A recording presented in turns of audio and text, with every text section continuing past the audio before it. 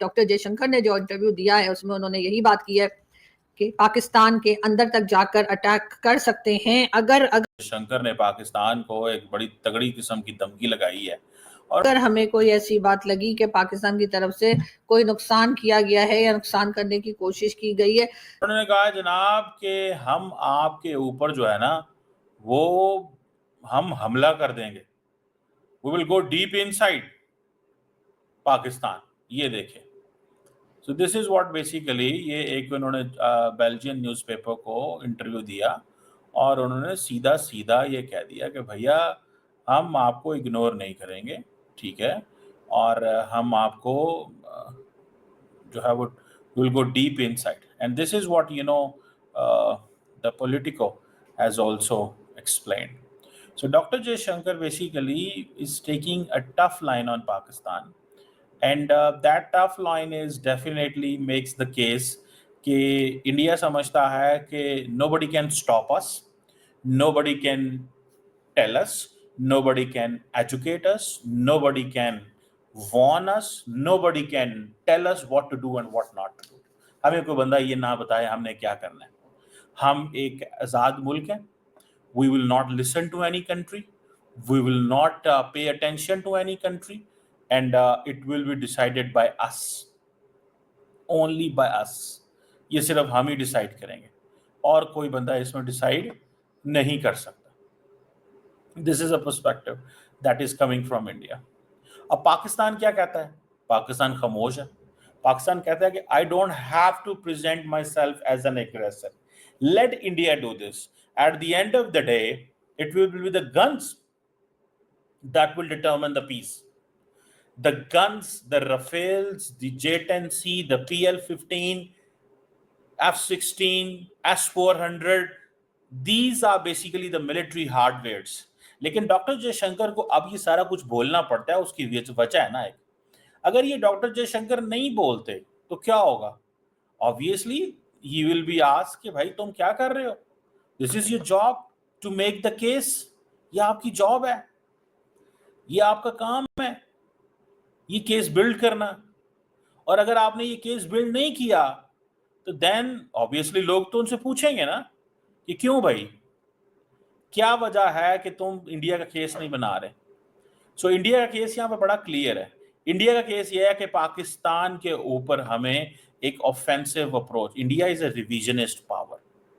वो कहते हैं पाकिस्तान को है कि हम रिविजनिस्ट पावर है. Pakistan is not a revisionist power. When Indian से कि नेपाल के अंदर भी हमारा निज़ाम चलेगा, त्रिपुरा के चीफ मिनिस्टर ने क्या नहीं कहा था? क्या उन्होंने अमित शाह साहब को कोर्ट नहीं किया था? क्या इंडिया पूरी दुनिया के अंदर जब जाता है तो अपने आप को कैसे पेश करता है? Strategic autonomy. वेस्ट ने स्ट्रेटेजिक ऑटोनॉमी को देखें, nobody in the west will say India कि आप स्ट्रेटेजिक ऑटोनॉमी की क्यों बात कर रहे हैं. कोई भी नहीं कहेगा. इस चीज को जहन में रखें. कोई भी इंडिया को ये नहीं कहेगा कि तुम स्ट्रेटेजिक ऑटोनॉमी की क्यों बात कर रहे हो. कोई भी नहीं कहेगा इंडिया को. लेकिन जो कहेगा को जाहिर है कि पाकिस्तान में जो है बहुत सीरियसली लिया जा रहा है और कभी हमने डॉक्टर जयशंकर को उस तरह से बात करते नहीं देखा या नहीं सुना.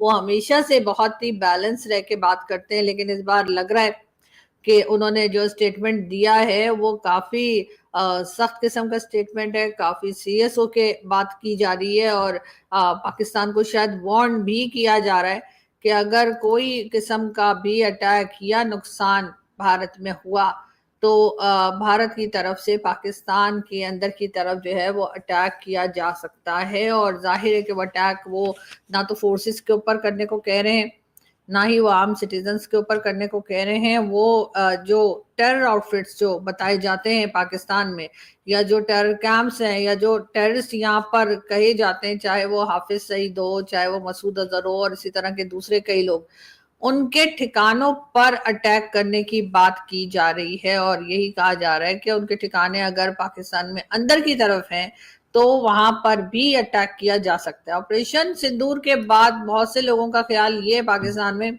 कि नवाज शरीफ साहब की कोई स्टेटमेंट नहीं आई है। नवाज शरीफ साहब ने कोई बात भी ऐसी नहीं कही है जिससे कि ये जाहिर हो कि वो भारत से नाराज हैं या इस ऑपरेशन से नाराज हैं या किसी किस्म का भी वो उनको कोई कह लीजिए अपसेट है।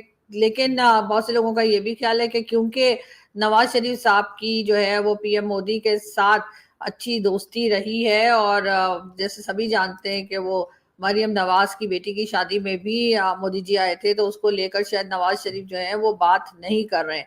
लेकिन दूसरी तरफ जो है वो शहबाज शरीफ साहब के स्टेटमेंट्स पे स्टेटमेंट जो है वो चलती रहती है। वो चाहे कहीं भी जाए, किसी भी टॉपिक के ऊपर बात करने के लिए जाए, वो बीच में कहीं ना कहीं से ये जरूर ले आते हैं कि जी भारत ने अटैक किया था और हमने जवाब दिया, और अगर दोबारा हुआ तो हम ये कर देंगे, हम वो कर देंगे। इस किस्म के स्टेटमेंट जो है वो शहबाज शरीफ साहब की तरफ से भी चलती जा रही है। वैसे तो अभी मामला जो है वो काफी हद तक कहा ये जाता है और देखने में यही आता है कि थोड़ा ठंडा पड़ गया है, और दोनों तरफ जो है वो कोशिश यही की जा रही है कि मामलात खराब ना हो।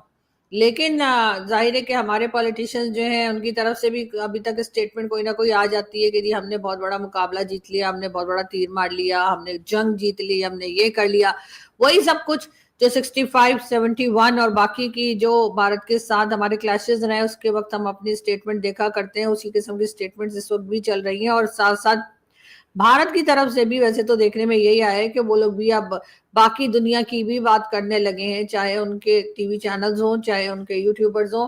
अब वो जरा रशिया और इसराइल और यहाँ वहाँ की भी बात कर रहे हैं, वरना पहले तो सिर्फ हिंदुस्तान पाकिस्तान हो रहा था। लेकिन इसके बावजूद बीच बीच में कुछ स्टेटमेंट्स या कुछ सख्त किस्म के स्टेटमेंट्स जो हैं दोनों तरफ के जो लीडर्स हैं, दोनों तरफ के जो पॉलिटिशियंस हैं, उनकी तरफ से आ जाती हैं।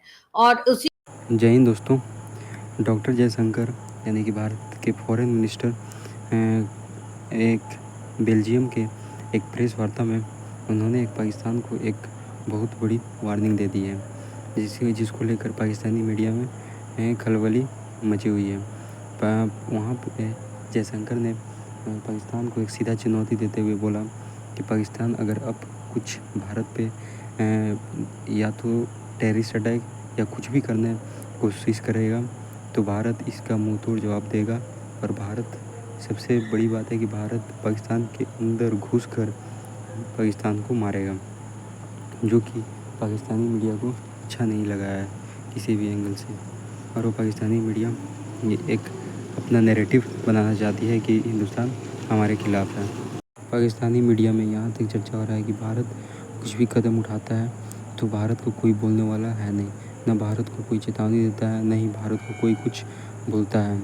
और सीधा वो पाकिस्तान पे ही ब्लेम हर एक चीज़ को करता है, जो कि पाकिस्तान का इतिहास भी है कि वो टेररिस्ट को सपोर्ट करते अभी तक चला है। वहाँ का फॉरेन मिनिस्टर खुद ही कबूल किया है कि हमने 30 सालों से टेररिस्ट को सपोर्ट किया है। धन्यवाद।